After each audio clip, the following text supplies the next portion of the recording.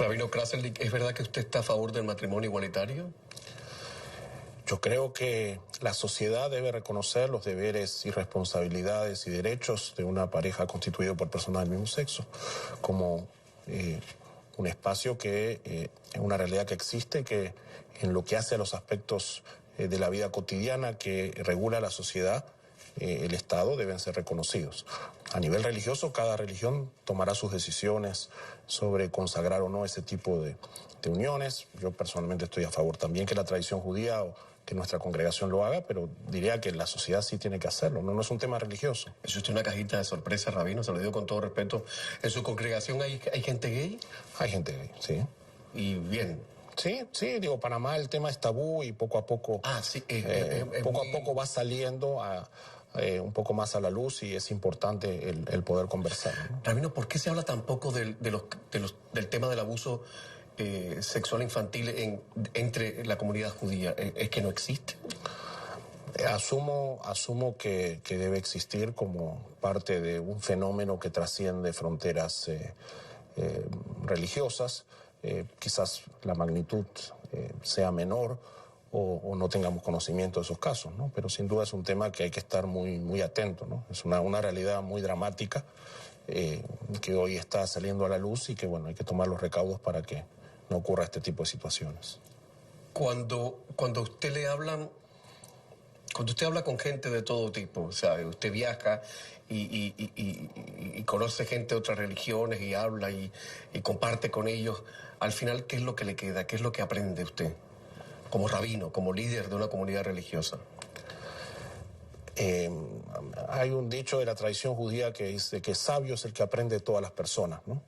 Así que yo en esos encuentros trato de aprender. Encontrarse con alguien diferente lo ayuda a uno a entenderse mejor uno mismo, ¿no? Es como un reflejo. Así que uno aprecia la devoción de cierta gente, los compromisos de cierta gente, cómo canalizan la fe en acciones solidarias. Realmente el mundo está lleno de gente extraordinaria que vale la pena conocer. Está lleno de pequeños milagros que se hacen cotidianamente, ¿no? Sí. ¿Cree usted en los milagros? ¿Todavía hay espacio para los milagros en un mundo como el nuestro? Yo no creo en los milagros sobrenaturales.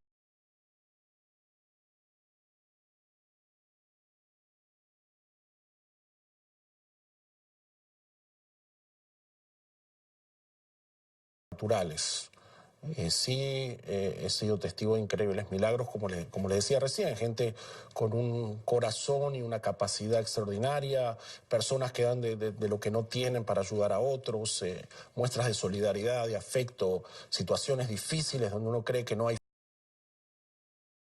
fuerzas para salir adelante y uno ve que la gente sale adelante.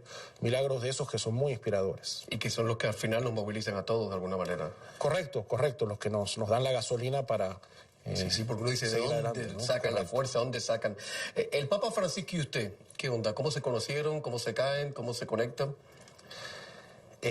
Conocí al Papa en una visita al Vaticano en 2014 con una delegación de líderes judíos de América Latina.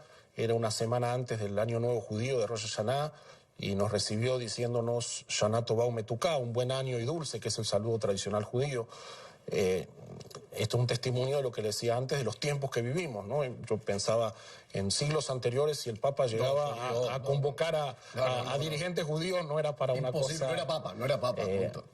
Pero bueno, el Papa Francisco como Papa sigue haciendo lo mismo que hacía antes como arzobispo de Buenos Aires, que es fomentar el encuentro y el diálogo, y que tiene que ver con su historia. Tiene que ver con su historia personal, tiene que ver con el contexto en el que él creció, y es un convencido de que este es el camino y lo está promoviendo desde su rol, y se percibe, al menos de afuera, en la Iglesia, esta apertura, esta disponibilidad al diálogo.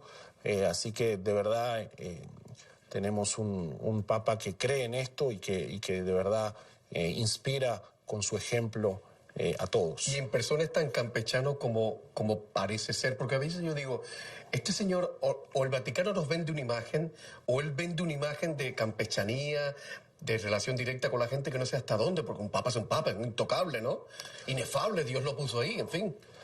Mi experiencia lo he visto en 3 ocasiones y ha demostrado esta autenticidad, esta genuinidad, ¿no? Es de verdad así, es un pastor de su rebaño. Yo creo que ese es el lugar donde él se siente más cómodo y ha adoptado en esta posición tan compleja que debe ser ser el Papa, tener presente esto, ¿no? De que él sigue siendo el pastor, el líder religioso que está cerca de la gente, y lo que uno siente es eso, ¿no? La gente percibe ese cariño, ¿no? Y siente ese liderazgo que trasciende incluso a la Iglesia Católica. Yo creo que a todos los religiosos el Papa nos y a los inspira, ateos, ¿no? Incluso. Seguramente que sí, seguramente que sí. Ha dicho que tal vez el año próximo vaya a Argentina. Vamos a ver, porque eso es una especie de suspense que hay de por qué no va, que si va, que no va. Bueno, vamos a ver si va. Hablando de líderes, un periódico panameño le atribuye a usted estas palabras. Usted ha dicho que el gobierno del expresidente Varela era un gobierno kosher light. ¿Qué quiso decir con eso, además de provocar un poquito con eso? Yo creo que en muchos temas el gobierno tuvo buenas intenciones. ¿En cuáles? En temas de fomentar un poquito más la institucionalidad, en tema de resolver algunos temas, algunas cuestiones que estaban pendientes, brindar servicios básicos a alguna población marginal. Creo que se quedó a mitad de camino. Creo que no logró plasmar en plenitud todas esas buenas intenciones que tenían. Y por supuesto con estas cosas de la política hubo situaciones donde no eran tan kosher el proceder, ¿no? Entonces, por ejemplo, perdón que le corté, la obsesión o la aparente obsesión del expresidente Varela por el expresidente Martinelli, ¿era también kosher light? Yo creo que hubo justicia selectiva y eso fue un poquito decepcionante. Personalmente creo que una de las claves del triunfo del presidente Varela fue el voto de aquellos que creían que era imprescindible restaurar la fuerza de la institucionalidad, que se había deteriorado bastante en el gobierno anterior. Y tenía esperanzas de que eso se logre, y ahí creo que se quedó pendiente o con una deuda en la mitad, y de ahí que creo que fue mi evaluación en esa condición. ¿Está esperanzado con un nuevo presidente? Yo creo que sí, siento que hay mucha ilusión. ¿Usted está Yo estoy esperanzado. El presidente Cortizo transmite tener claras las prioridades, lo dijo en su discurso inaugural, reconoce cuáles son los problemas que tiene el país. Creo que tiene deseos de dejar una huella como presidente, ¿no? Ya sabe usted que los presidentes en los discursos inaugurales dicen cosas maravillosas, ¿eh? Y después, y en campaña, en Estados Unidos decimos, la campaña se hace en poesía y después se gobierna en prosa. Es correcto, es correcto. Me preguntó si estoy ilusionado, estoy ilusionado. No, pero está bien que esté ilusionado. Qué bien. Sí creo que en el discurso dijo cosas que lo posicionan bien. Reconoció el tema de la desigualdad en Panamá, reconoció la deuda con los sectores más marginales de la sociedad.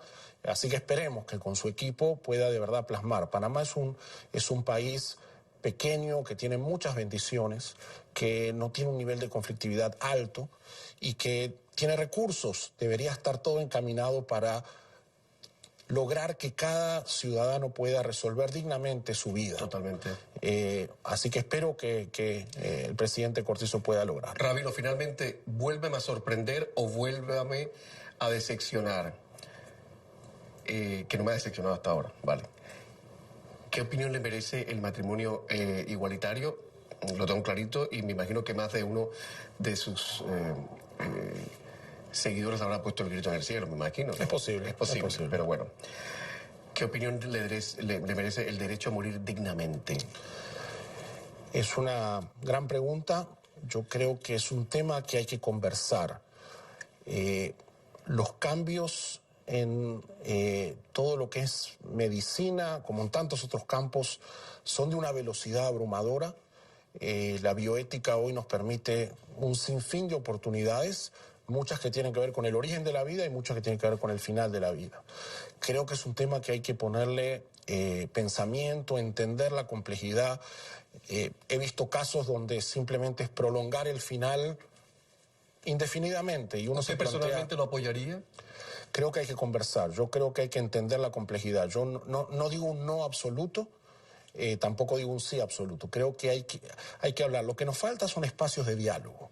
Hay que entender, porque esta es una situación que tiene muchas aristas. Es muy fácil decir la vida es sagrada y quién le pone fin. ¿Qué es vida? Una persona enchufada a una máquina meses, años. ¿Eso es vida?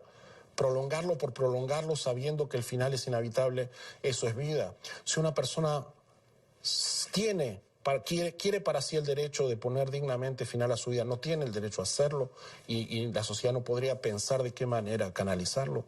Creo que son temas que hay que pensar. No tengo una respuesta. Sí, insisto, creo que ojalá encontremos los espacios para poder conversar y entender la complejidad, temas médicos, aquí hay temas administrativos, de seguro, temas éticos, temas religiosos. Entonces, creo que vale la pena la conversación. Ahora, lo que es una lástima que los estados laicos todavía tengamos esa asignatura pendiente. Porque entonces, ¿para qué echamos mano del laicismo, no? Pero bueno, nos queda mucho por aprender. Me ha sorprendido usted muy favorablemente. Gracias. Ya me lo había dicho un colega. El rabino está fuera de serie, como decimos en Cuba. Muchas gracias. Me imagino que más de uno va a poner el grito en el cielo con todo lo que usted ha dicho, pero bueno. Cuando uno actúa con sus convicciones, con lo que dicen los textos sagrados, está tranquilo. Gracias, rabino. Ya viene el hombre al que se le considera el mejor chef de Panamá. O sea, que a partir de ahora le ponemos un poquitico de sabor y todos los comilones que estén en la sintonía, no se despeguen porque vamos a hablar generosamente de comida, sobre todo comida panameña. Gracias, rabino. Nos vemos enseguida.